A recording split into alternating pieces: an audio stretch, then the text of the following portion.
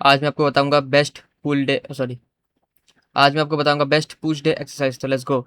सबसे पहली बात, पुश डे एक्सरसाइज में हम लोग का 3 मसल टारगेट होते हैं, chest, shoulders and triceps. Oh sorry, tricep का स्पेलिंग रॉन्ग लिखा है, क्या करूँ, थोड़ा सा डिसलेक्सिया है। Oh my God. हाँ सही है। Tricep exercise, shoulder exercise and chest exercise, ये 3 मसल टारगेट होते हैं जब हम लोग पुश डे के दिन एक्सरसाइज कर रहे होते हैं। सबसे पहली बात, कोई भी एक्सरसाइज करने से पहले हमें वार्म अप करना है। ऑब्वियसली वार्म अप करने से पहले हम लोग को सॉरी वार्म अप नहीं, बहन के लंड, मेन एक्सरसाइज करने से पहले हम लोग को वार्म अप करना बहुत ज़रूरी है। क्यों? ताकि हम लोग को मसल को पता रहना चाहिए कि भाई आज हम ये मसल्स मारने वाले, तो तू रेडी हो जा, ऐसा type sheet. Okay, warm up के लिए सबसे बेस्ट है भाई जंपिंग जैक्स। एंड तुम अगर स्कीपिंग करते हो तो स्कीपिंग, या फिर हाई, वो जो नी होता है ना, नी ऊपर करके जैसे छूते हैं हाथ में, क्या बोलते हैं उसको, हाई नीज, हाँ, वो कर लो।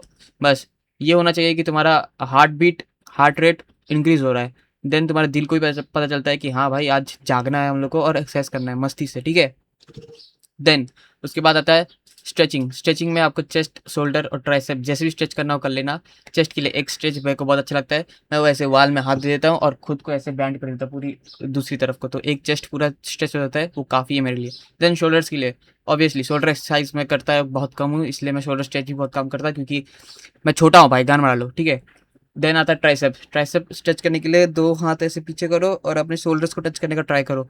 ये होता है शोल्डर स्ट्रेच, बहुत बढ़िया, ठीक है। तीनों मसल स्ट्रेच हो गए, let's go fucking, sorry let's fucking go, है ना। अब आगे बढ़ते हैं। देखो, सबसे पहली बात, 2 टाइप के एक्सरसाइज होते हैं, compound and isolation. Compound exercise में तुम्हारे ग्रुप ऑफ मसल्स टारगेट होते हैं जब तुम एक्सरसाइज करते हो, ठीक है। एंड आइसोलेशन में तुम्हारा कोई एक एक मसल बहुत ही ज़्यादा एक्टिव रहता है, स्ट्रेच रहता है। रुक जा, मैं सर्च कर लेता हूँ, मैं खुद को नहीं पता, बताओ। मुझे खुद को नहीं पता, मैं तुम लोग को समझा रहा हूँ। आइसोलेशन एक्सरसाइजेस, मेरे साथ सीखो तुम लोग। Isolation exercises are the strength training movements that target one specific muscle और joint such as bicep curls और लेग एक्सटेंशंस। समझ में आया? नाइस। अब मेरे बात सुनो। Compound exercises and isolation exercises, ये दोनों का वेल कॉम्बिनेशन ही तुमको एक अच्छा एक्सरसाइज, एक अच्छा पुश डे, सॉरी एक अच्छा पुश डे होने का नतीजा होता है। अरे माँ की चूत, क्या बोलता हूँ, छोड़ो, मेरा बात को ध्यान मत दो ज़्यादा। मेरा मेरा प्यार भी नहीं, मेरा वो समझो, जो मैं ज्ञान देना चाहता हूँ वही तुम्हारे लिए बहुत काफ़ी है, ठीक है। मैं बकवास ज़्यादा नहीं करूँगा, राइट जंप करता हूँ इसमें सीधा। देखो, शोल्डर्स के लिए एक, और ट्राइसेप के लिए एक, और चेस्ट के लिए एक कंपाउंड एक्सरसाइज लगाना ज़रूरी है, ठीक है। अब मेरे को सबसे पहले शुरुआत करना चाहिए मेरे चेस्ट से। ओ फक, ये क्या खुल गया? हाँ, ये खुलना था। देखो, पुश डे के दिन सबसे पहला पुशअप्स एंड डिप्स कर लो। मैंने जैसे बोला वार्म अप, देखो याद रखना, वार्म अप, स्ट्रेचिंग, देन तुम्हारा बॉडी वेट एक्सरसाइजेस, बहुत ज़रूरी है बॉडी वेट एक्सरसाइजेस, देख लो भाई। Pushups and dips. Pushups near failure और टिल फेलियर, मतलब नियर फेलियर तो पता ही है, और टिल फेलियर भी पता ही होगा।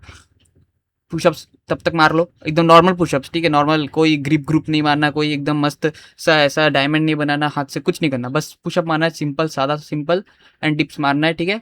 इसके भी सेट्स नहीं, एक ही बार मार लो काफ़ी है ना।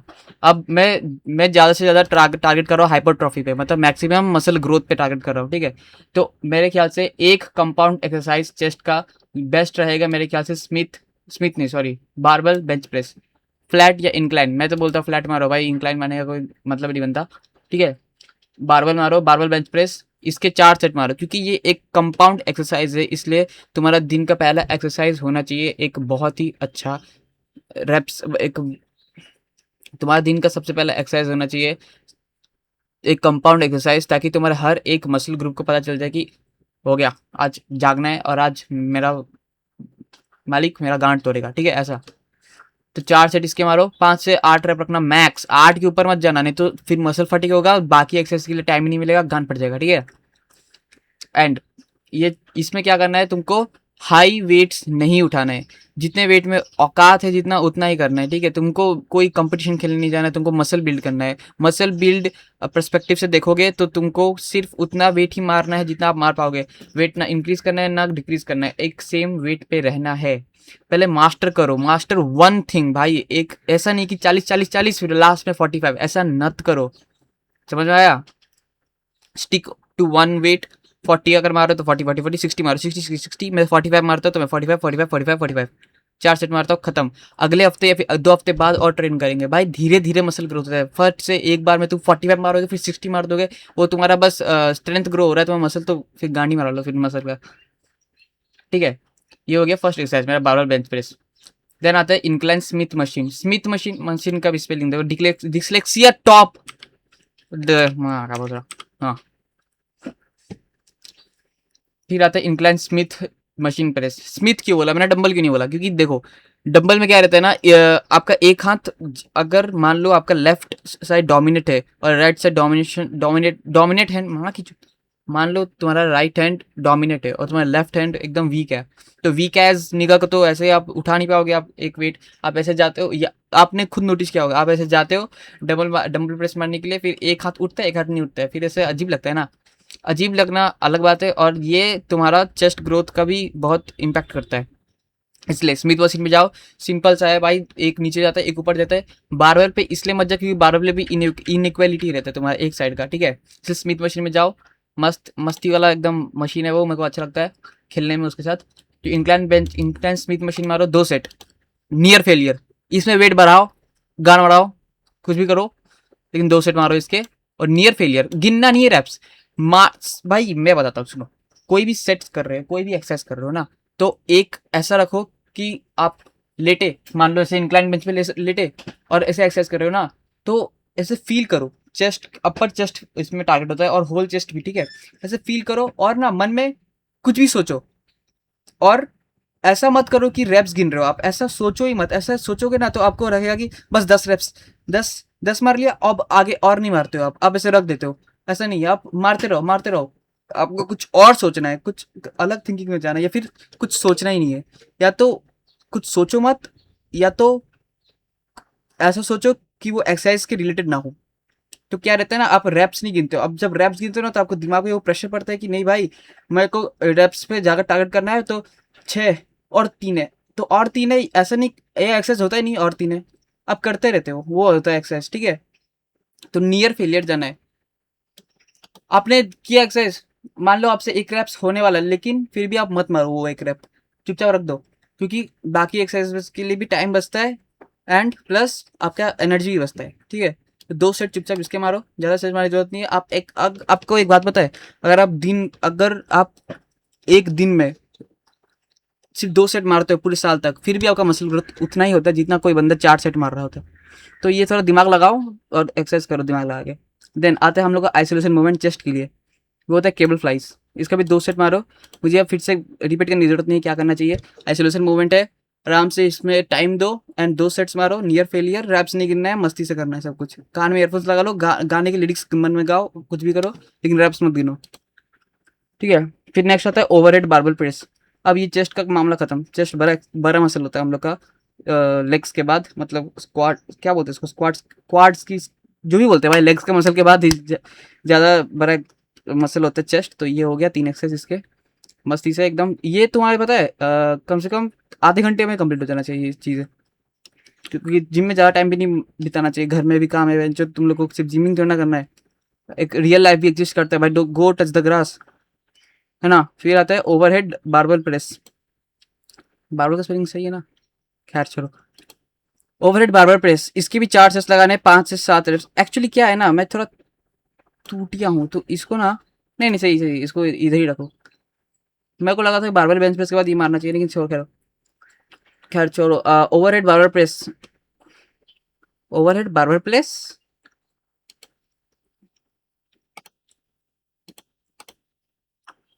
हाँ ओवरहेड प्रेस। ये भी बारबल से मारना भाई, डंबल से, क्योंकि फिर वही बात है, वो होता है ना, इनइक्वलिटी बोल रहा हूँ बार बार, क्या बोलते हैं उसको, अरे एक साइड भारी एक साइड कम भारी हो जाता है, तो वही बात है भाई। 4 सेट मारो, उसके 5 से 8 रेप्स, मस्ती से एकदम। वेट नहीं बढ़ाना है इसमें, ये तुम इस गंदे एक्सरसाइज और इस गंदे एक्सरसाइज में वेट बढ़ा सकते हो, और इस पे नहीं करना, क्योंकि ये एक कंपाउंड एक्सरसाइज होता है। कंपाउंड एक्सरसाइज में आराम से आस्ते आस्ते 5 से 8 रेप्स गिन के मारो, है ना। और उसमें ज़्यादा रेप्स भी नहीं मारना है, ज़्यादा सेट्स मारना है, वॉल्यूम पे ध्यान देना है। फिर आता है lateral raises side and front.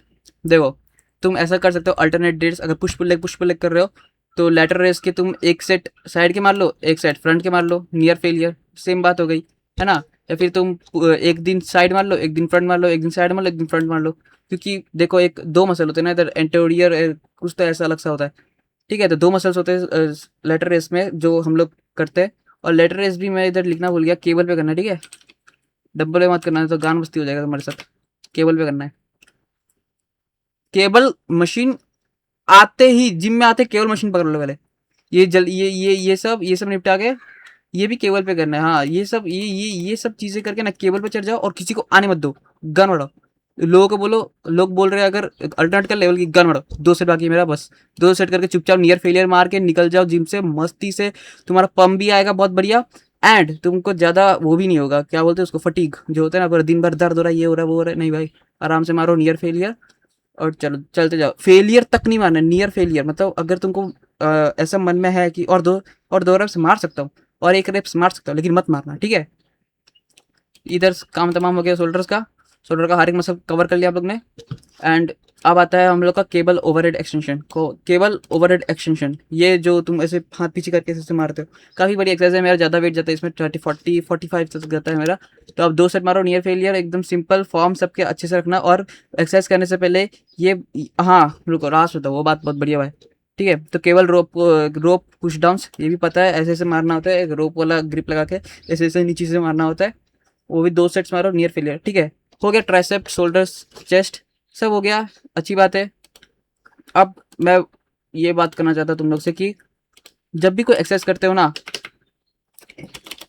तो ब्रेसिंग कर लिया करो भाई।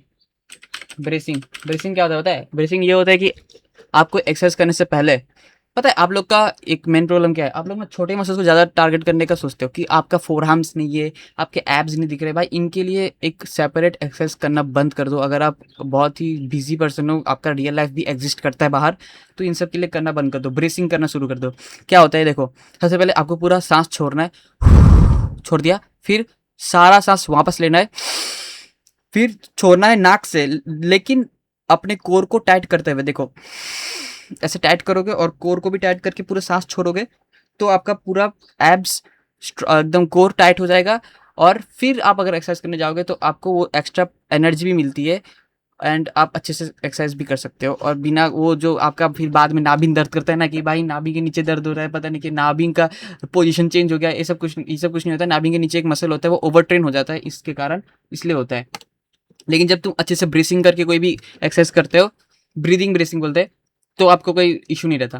फिर आपका होता है, आप कोई भी एक्सरसाइज करते हो जिसमें आपको हाथ से पकड़ना होता है, ऑब्वियसली सब ही एक्सरसाइज में हाथ से पकड़ना होता है, रॉड को, डंबल को, या फिर कोई भी ग्रिप को। तो उसमें ना आपका फोर आर्म्स ये भी ट्रेन होता है। मैं बताऊँ कैसे। कोई भी एक्सरसाइज करो ना, आपको एक्स्ट्रा एनर्जी चाहिए, नियर फेलियर तक हिट करना है, तो क्या करो ना, जब भी ग्रिप करो ना, टाइटली ग्रिप कर दो। टाइटली ग्रिप करने से फोर आर्म्स ऑब्वियसली ट्रेन होते हैं, क्योंकि आप जब टाइटली ग्रिप करते हो कोई भी चीज़, तो आपका फोर आर्म्स का मसल्स एक्टिवेट होते हैं, एंड आप अच्छे से एक्सरसाइज भी कंप्लीटली पूरा करते हो नियर फेलियर तक, क्योंकि आपको एक्स्ट्रा एनर्जी भी मिलता है आपके फोर आर्म्स से। तो ऐसा है कि आपका हर एक एक्सरसाइज में एब्स एंड फोर आर्म्स दोनों ट्रेन होते हैं। देखा मैंने एब्स और फोर आर्म्स भी कवर कर दिया, और पूरा पुश डे भी आपके साथ शेयर कर दिया। लाइक एंड सब्सक्राइब अगर आपको अच्छा लगा होगा, और मैं फुल डे के लिए भी लेके आऊँगा अगर आप बोले तो। Thank you.